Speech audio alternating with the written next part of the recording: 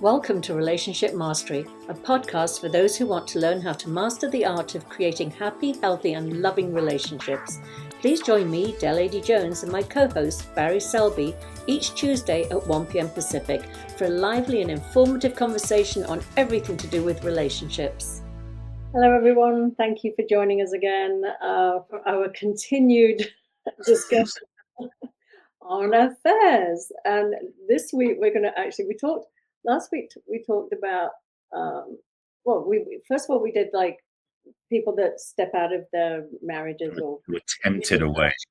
Yes. Well, first of all was, the people that choose to have the affair. Then we talked about how the person that's had the, we, for want of a better word, we call them the victim in the situation.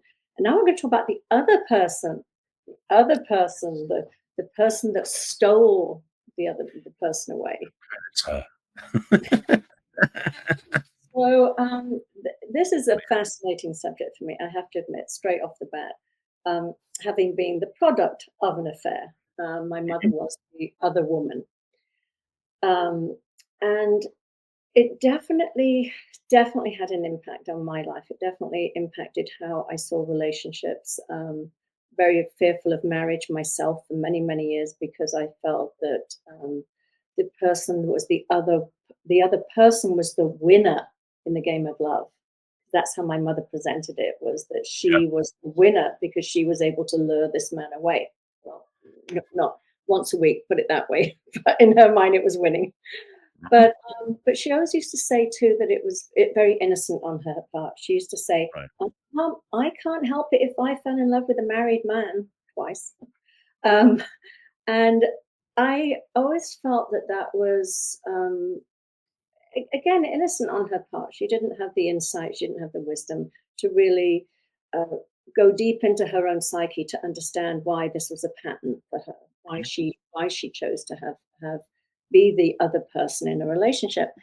And I do remember, I think one conversation I had with her about it was a little bit like, I could see it was, I think she said something like, I don't have to wash his socks or something like that. And I think what she meant by that was she could keep the romance alive, that they had a romantic relationship. It lasted many years. Mm-hmm. It didn't go into the domesticity and the boredom as she saw it of being married. She was a very, very strong, independent woman. And it suited her. She didn't want an available man. She thought she did. She'd said, I wish he'd leave his wife. I don't think so. I think she was very happy with the setup.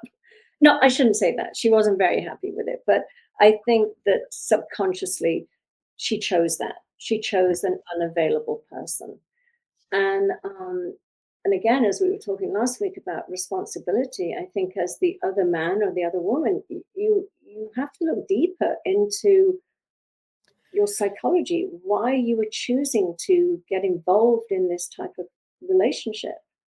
So have you ever, well, we've talked about this. Barry was occasionally innocently the other man. Only when the woman was breaking up with her husband, her boyfriend, but you usually get back with him. I was the benefiting victim. Yes. But no, so let me speak to this from a couple of perspectives, just from an outside viewpoint, because there's different flavors in this conversation we're going to cover, I know, because one of the things is the person who's the other person meets the spouse who's tempted in a way. And first of all,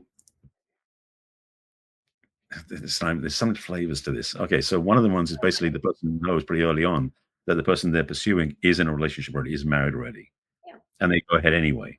So that's a line that's already crossed in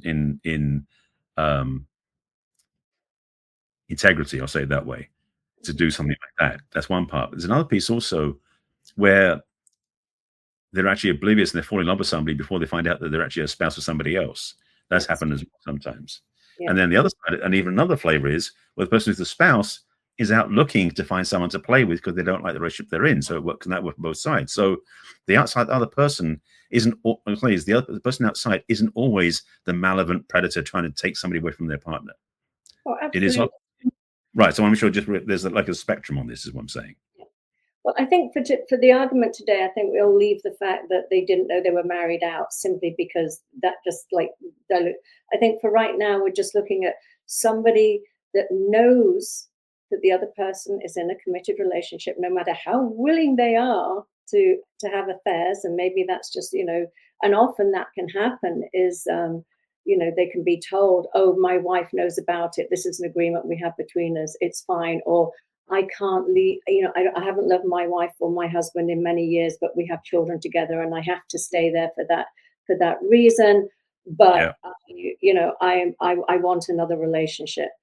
So there's many reasons, but for the today's discussion, the person that we're talking about who chooses to be the other person, they weren't hoodwinked into it. They didn't accidentally start a relationship and then find out later, oh, the man's already married or the woman's already married, and I choose to stay here. It's more that there was a space in between stepping into that relationship where you are fully aware that the other person still lives with their spouse or their partner and they have a family unit and that you are going to be the other person.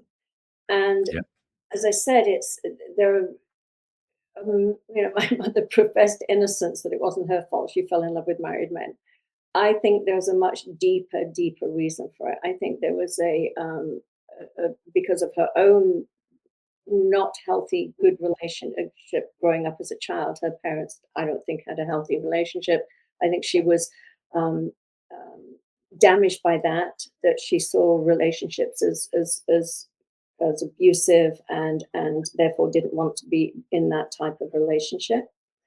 I also think there was a sense of power she got from being able to lure somebody away. I really do. I think there was that terribly low self-esteem that she got. I'm the better woman because if he left his wife for me or he's stepping out of the marriage for me. I think there was that element there too. Yeah. Um, and I think a lot of again the fantasy, and we're fed this in our culture, the forbidden, the thrill of the forbidden, the excitement, the tension that is built from that. It's also very, very alluring for Yeah. people. Understandable. Yeah, It yeah. it is it's interesting. It is definitely a there's a lot of pieces to the puzzle, as I mentioned earlier, and that's the challenge of this is being another person. I mean, we're having these conversations, this 3 episodes arc, so to speak, because of what happened with that thing at the Coldplay concert with the jumbotron and everything else. And there's Mhm, news that's coming out about who actually did what, who was responsible, and who was the other piece. It can be the third person who steps in come from a place of malevolence. They can be there because they want to break up the marriage. They want to be there to put them in a rough place. That they're doing it for their own justice, their own egotistical benefits, mhm. rather than doing it out of love or affection or just sexual drive. And so the challenge can be that the person who's, and we've already talked about this in the other previous episode, the tempted away was a victim on both sides, like victim in the relationship, but then a victim of this new um, partner, for sake of argument.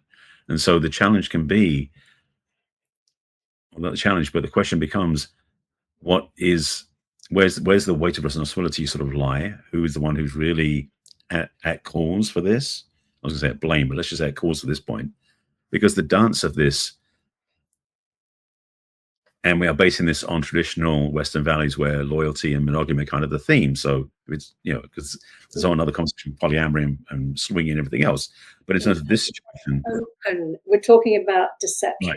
There's a very Yeah, clear delineation. So, and it can come from a very predatory, malevolent place too. So yeah. it isn't innocent by any means from the place of the third person. So there's a lot of layers to which what can cause, or what who's at cause for this in a sense. Yeah, I don't think my mother. I mean, because as I said, I think she definitely. I don't think there was anything malicious about her intent. I think there was a deep psychological drive in her that she was unaware of to Hmm. avoid commitment, to keep romance alive, to Yeah, not be controlled and dominated, and to also boost her low self-esteem in that she was able to lure somebody away. And I say that I don't think any of it was intentional on her part. I think it was all very, I use the word innocent a lot. Um, Clearly, she knew that what she was doing was hurtful to this other family because it was quite a public affair. I mean, so it Mhm. was not hidden. Um, Right. she was aware that harm was being caused to this other family. But again, I think her motives, she wasn't aware of her motives. She The, yeah. she wasn't going to take responsibility at all. It was like, I'm completely innocent, and I always thought he was going to leave her for me. Well, again, if he's done it to her, he's going to do it to you too. I'm Indeed. sorry to Yeah. That's a big piece of right there. Yeah. Exactly. say. Yeah. So it's a sorry, you jump in. Well, the thing is that what people often do is they tend to sort of take those voices they don't want to hear and lock them in a little closet so they can't hear them anymore. So they can go ahead with what they, which is what she was what they did in that case. They sort of said, that voice that's complaining and saying you shouldn't do this, let's put it in a little soundproof box and lock it away so we don't have to worry about it. Because Hmm. it's really shutting down the guidance that we have to say, I'd rather do this than listen to real guidance. Yeah. And they go ahead and do it anyway. It's just, yeah. Yeah, it's so funny. My mother used to say she was an atheist when we were younger, and I said, "Well, she had to be an atheist, otherwise she'd be a sinner." I mean, it's like you can't talk about putting things in boxes, There and you then go. in life suddenly she believed that was a god, which was sort of funny to me. Yeah. But yeah, there's other things too. It's like when you have that distance, it's one of the things that can also come up is a sense of, even though it looks like you're out of control because you're the one that doesn't get to spend the holidays, you're the ones that don't get to see them at Christmas and at Easter and whatever, all those other celebration times where they're with their family. Even though it can look that you're the one that's getting scraps or second pickings or whatever it is, there still is an element of control when you Yes. haven't fully committed to the other person. Yeah. It's so I'll say disloyal, that's an interesting word to use. But it's so not aligned because there is such a um deception in a way because it's not fully committed and is that half-hearted or partially available and energetic is so messed up, absolutely. And the messiness of this definitely affects families, as you mentioned, and kids especially. And the piece I wanted to go back to, because you said it earlier, I want to reiterate this, is that when if you're the person who's initiating the cheating, guaranteed someone's going to cheat on you as well down the road. Like the karma is cyclic in that sense, or I should say, it's actually the pattern is cyclic because the pattern you're portraying is going to be something that's going to happen to you because of the belief system you carry. So yeah, it's a no-win situation, frankly.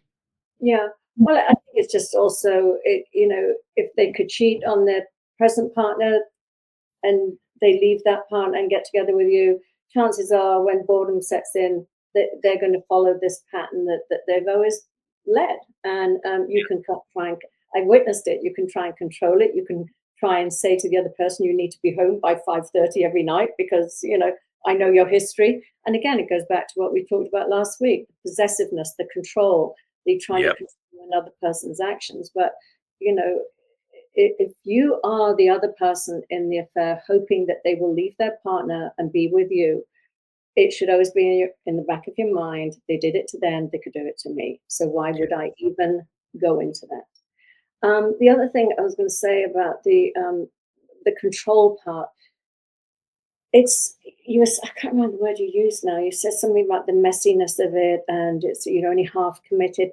It can come from another place too. It can come from that deep, deep wound of being consumed by another person. Mm. If you grew up in an environment where one of your parents, parentified you or made you the object of their affection or their love, and they dismissed their partner, and your job as a child was to make this one parent happy, relationships can be very challenging for you. They can feel suffocating. And so what but you still yearn for that connection, but you don't want to be consumed. And again, there's an innocence to that. There's somebody, hasn't done the work. They don't understand what their motives are. They can claim it's just, oh, I didn't know, but there is a secondary gain from that. There is this real gain.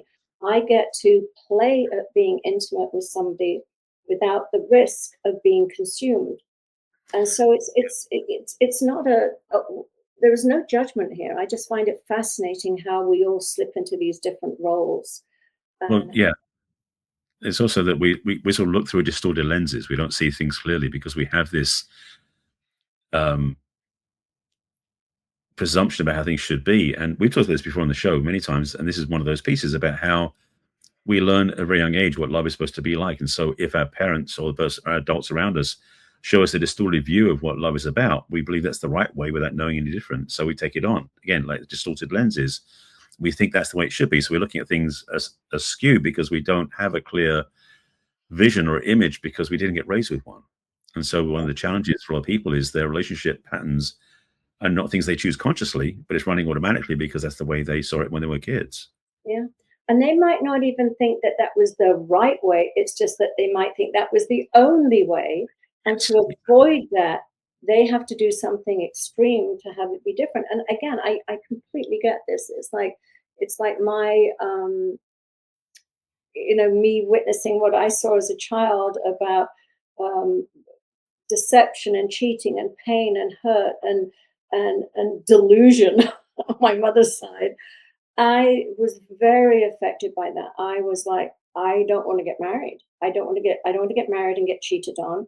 Mhm. And I don't want to, I don't want this dynamic. So I was very much like um, wanting to maintain my autonomy for fear. I mean, it was fear Yeah. based. I'm not going to pretend it was, I'm super independent. I was afraid. So I was operating out of that space of fear. How do I protect myself?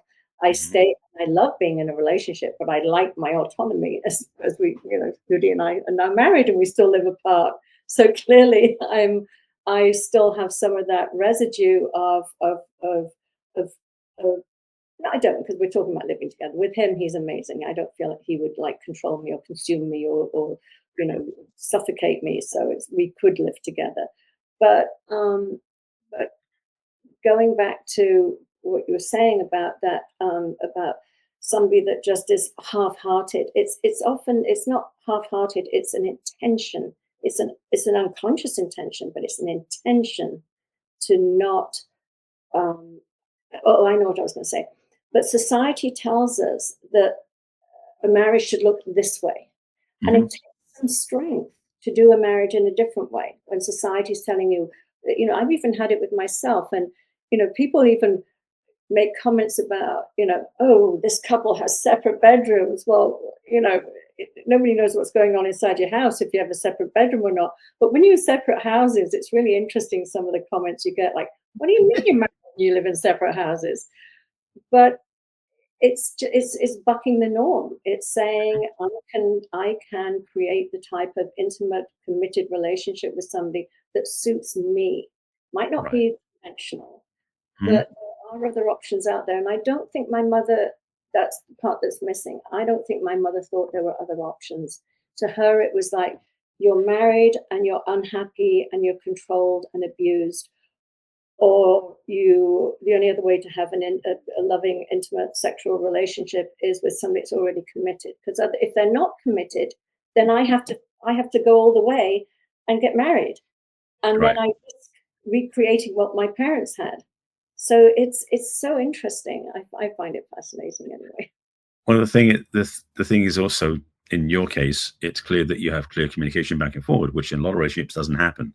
Hmm. So the fact that you're demonstrating to the people who watch and listen is that it's okay to communicate, even if things aren't the way it should be, the way that the norm is.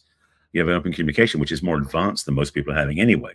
Because unfortunately, most normal relationships don't have that component. They just blunder through life in a way. And so having that conscious relationship communication going is, frankly, is rare, but also it's needed so that you can really have a healthier and more connected level of intimacy. Because one of the things I think people are afraid of, and this happens, I think, with the one who's the other person, is there is a fear or a desire not to have too much intimacy and too much vulnerability. So they stay on the outside that way. It's a way of almost going like, I'm going to go this far, but not any further because that's too much of a risk for me. It's like they play safe in a way. So sometimes that person who's the cheater, in a way, or the other person is really just playing within their own comfort zone Yeah, to get yeah, what they want without risking any further.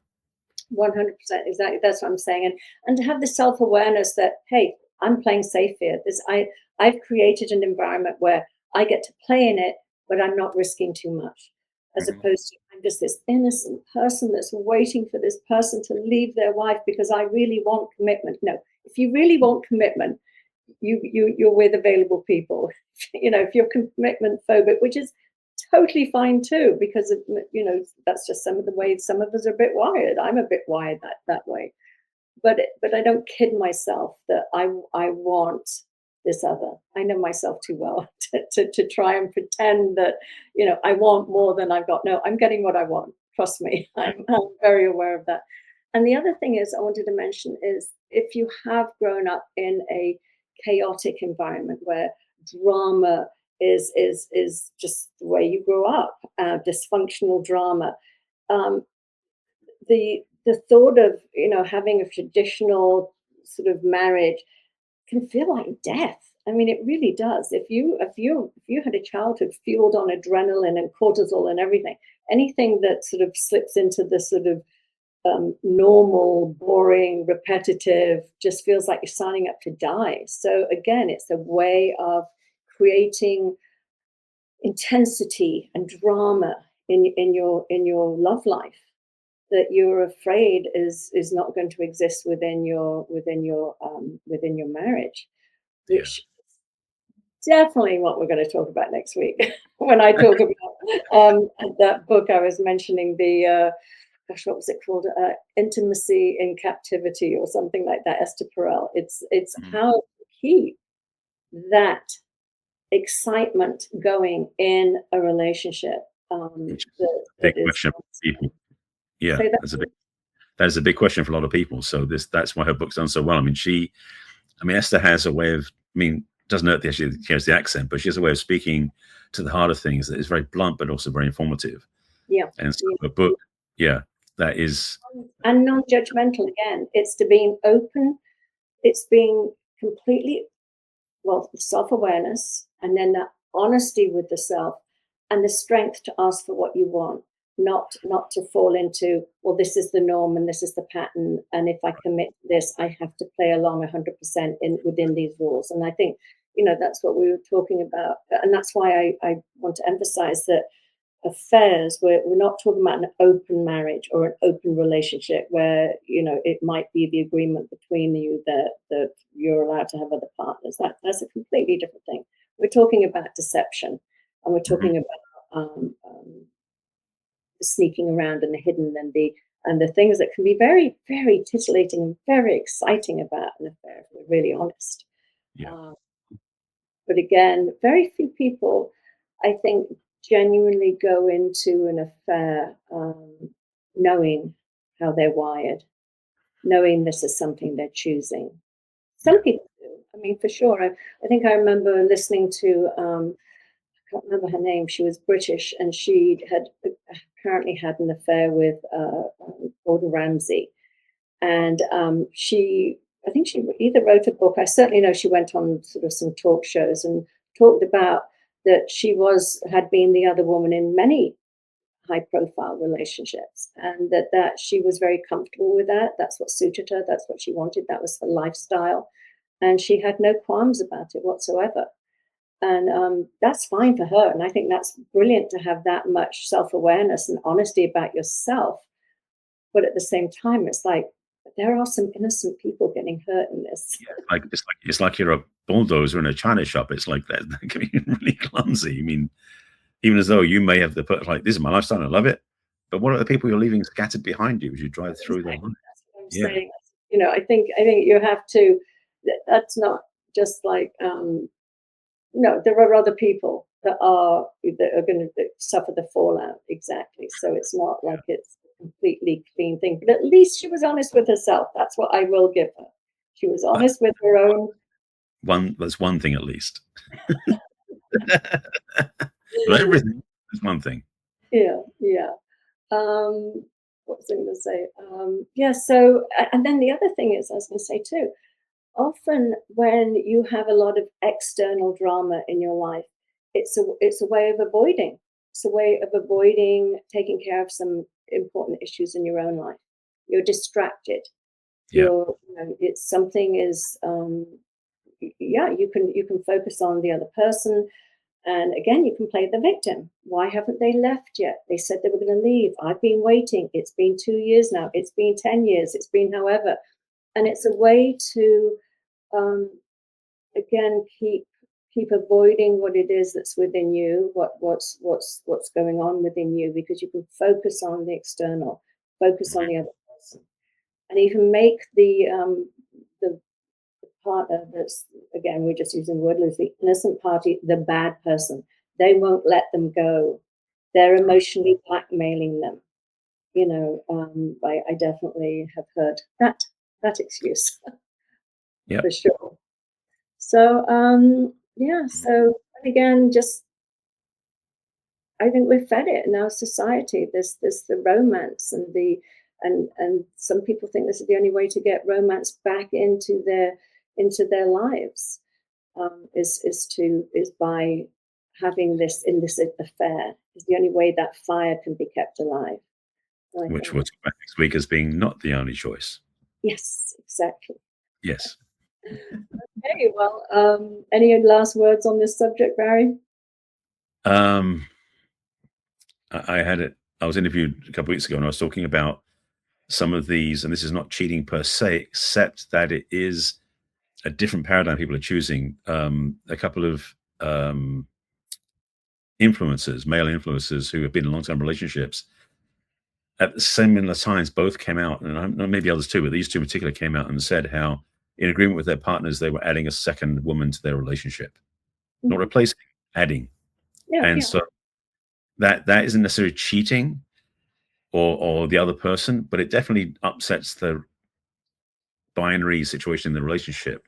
And people watch that and think they can do it themselves. It gets very clumsy as well. So that just came as a thought, because the three person conversation Mhm. is interesting, because in that sense it's like all three are consenting, but it still Mhm. feels very uncomfortable. Maybe just because I'm not in it. Um, it's so fascinating. This is okay. So next week we're doing Esther Perel, and then the week after we We'll are talk going to about talk about the polyamory, that. because again, it's a complete, because this is all out in the open discussion. It's definitely not secretive. It's not affairs. It's lifestyle. It's choosing Yeah. a lifestyle, and I I only have one experience with it, not personally, but when I was a producer, I interviewed a woman who was in a polyamory relationship, and we were going to.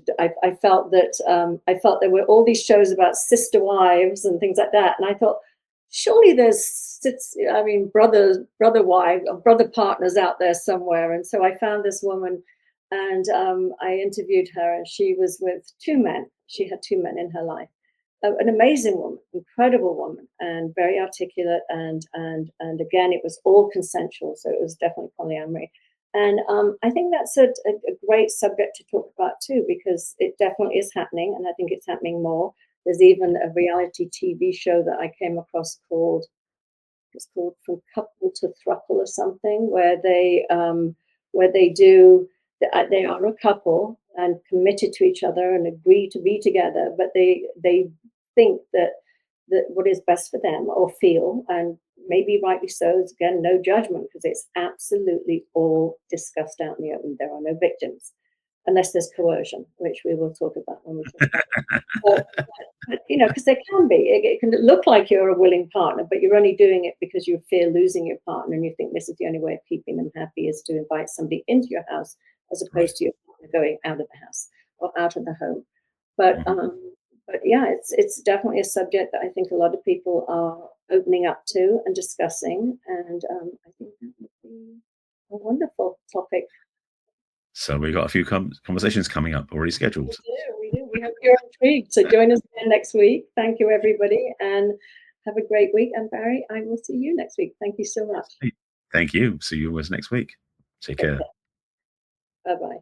We trust you enjoyed this episode and invite you to share this with your friends and loved ones. In fact, please subscribe to our Relationship Mastery podcast. That way you'll get each new episode, fresh and shiny, as soon as it is released. We'd love to hear from you as well. So go ahead and enter your questions and comments at relationshipmastery.show. Take good care. We will connect with you in our next episode of Relationship Mastery.